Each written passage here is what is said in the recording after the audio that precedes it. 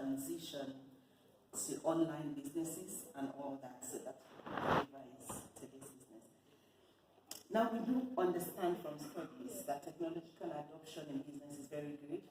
It improves business customer relations. It creates competitive advantage for businesses that have them. And we also know that it's very expensive.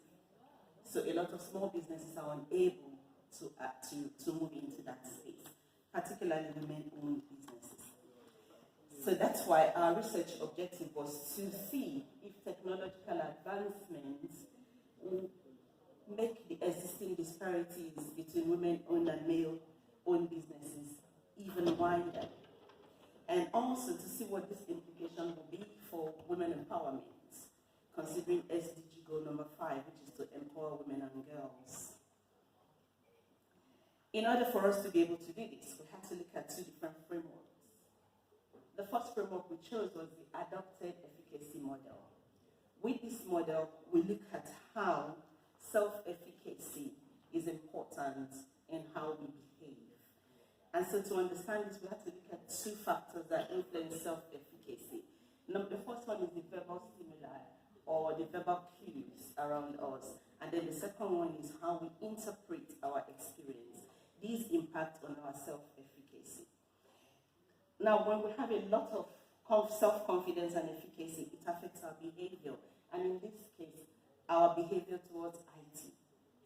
We also know that skills and capabilities impact on self-efficacy and behavior, and that comes from education.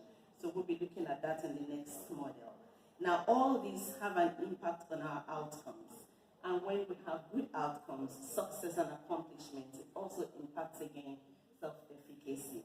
That's why we chose the self-efficacy model.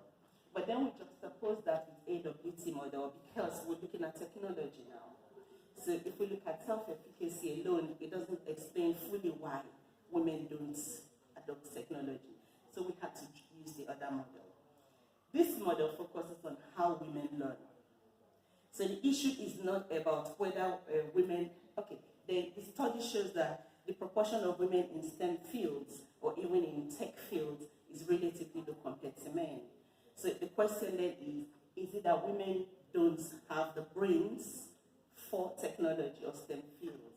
And so this model came up, women as learners, which focuses more on the social context in which women learn. There has been studies by neuroscientists that shows that women use the 2 parts of the brain, the 2 hemispheres, at the same time, and which is why women are more intuitive. So women are able to process multiple informations at the same time, whereas men focus on one issue, get it over with, and move on to the next. That's what their studies show. Okay, so looking at this, we now have to question, when we're teaching male STEM fields, are we assuming that men and women process information in the same way? So is there a need to look at our curriculum and the way we teach that takes into consideration the fact that women learn differently from men and have gender-sensitive curriculums to be able to show them, to be able to cater to their needs and how they learn? So within this model, we look at the methods that women learn, and could that be a barrier to why they're not understanding or not embracing STEM fields? We also look again at the self-efficacy model, because we know that self-confidence plays a huge part in our ability to do things. So putting the 2 of them together, we use that to build a case around technology adoption for women. Our methodology was definitely qualitative. We did focus group interviews, semi-structured. We had women from 7 SSA countries, and we used blended theory to analyze our data. The findings. We saw that there is a connection between livelihood and survival, and that's our focus for this study. With livelihood, we're looking at women's capability to be independent financially. And then with survival, we're looking at the techniques and the methods that they use to come out of poverty. Now, why is this important? Most of their businesses, most of the things they do, are kind of like a portfolio of their tactics to come out from poverty alleviation. So if you get that, to come out of poverty, sorry. So if you take away their ability to survive, then that will have a huge impact on women. The second thing we found out again is that women's adoption of technology is very basic. Mobile phones, social media. It's a very basic adoption. So by the time you go into automation, you will not find a lot of women there. And we're looking at women in SSA in the informal sector, small businesses. So mostly all they do is social media marketing, connecting with customers on social media. But even that was very difficult for them. One, because of infrastructure. Two, because of affordability. Three, because sometimes in the areas where they are, there is not enough network and they have to travel further to be able to access the network. So the orders that they have, the customers that they need to respond to, they only do that at certain times of the day when they're able to move from one place to another to be able to access it. So even that basic application of technology into their business was also very challenging. So which brings us to the need to mind the gap. It's very easy to assume that there is no difference between the lived experiences of women entrepreneurs and male entrepreneurs. Actually, my boss usually says, stop saying woman entrepreneurship. Entrepreneurship is entrepreneurship. And a lot of people still say that.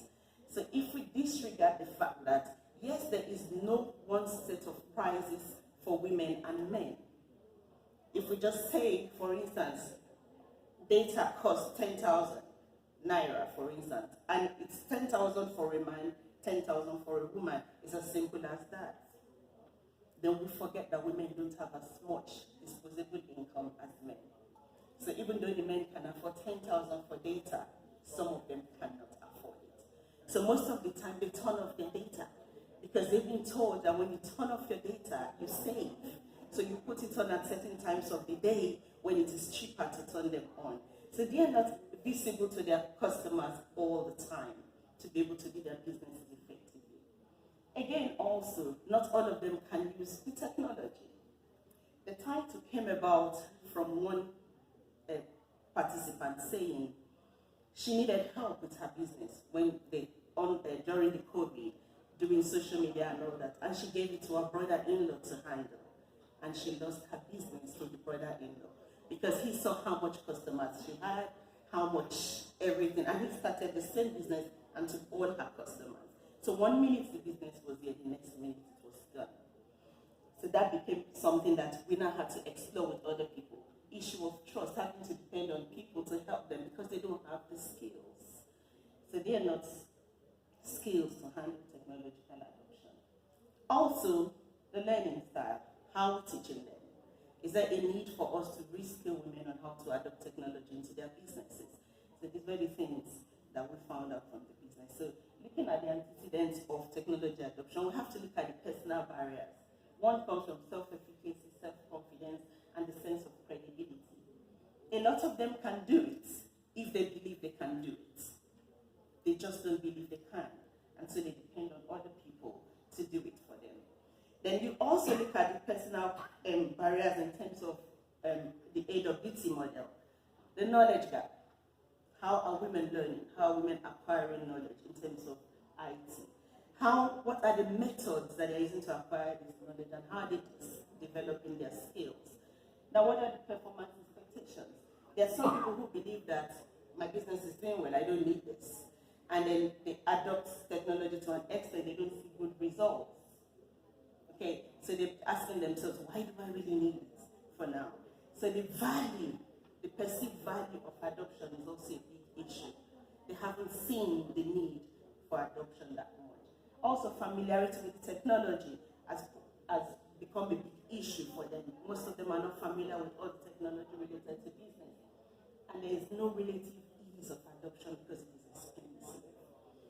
The structure is also an important factor. The infrastructure in sub-Saharan Africa, we know it's not too good.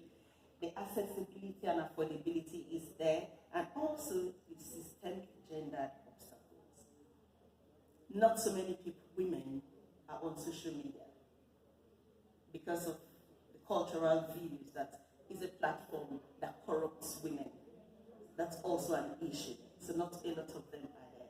Now, social influence, social capital, networks, affiliations, they also influence women's ability to adopt. And the behavioral influence also. The more familiar women are with technology, the more they have the intention to adopt technology to their businesses. Their behavior towards technology also changes, and then they have trust issues. In Africa, for instance, people don't trust online payment systems. So even if you order something online, you pay on delivery. Okay, so when they deliver, you pay. So people don't trust those platforms. So that is also another issue that faces women. Sorry, I'm rushing through because of time.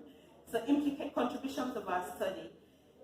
This study has both academic and political appeal because academic-wise, we have to look at how we teach, how women learn, what are the barriers that will come from the way we teach technology to women.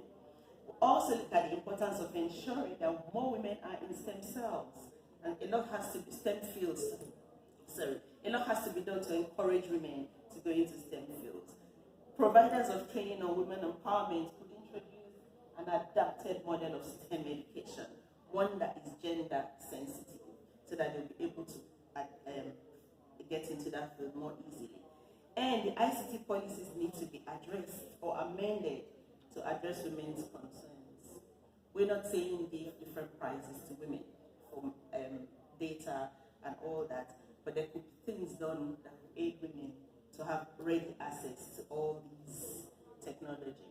Because at the end of the day, all we want to do is empower women. SDG goal number 5, empower women and girls. When women are empowered, their girls will be empowered. When they have the ability to send their girls to school and get them trained, all that comes from first focusing on the woman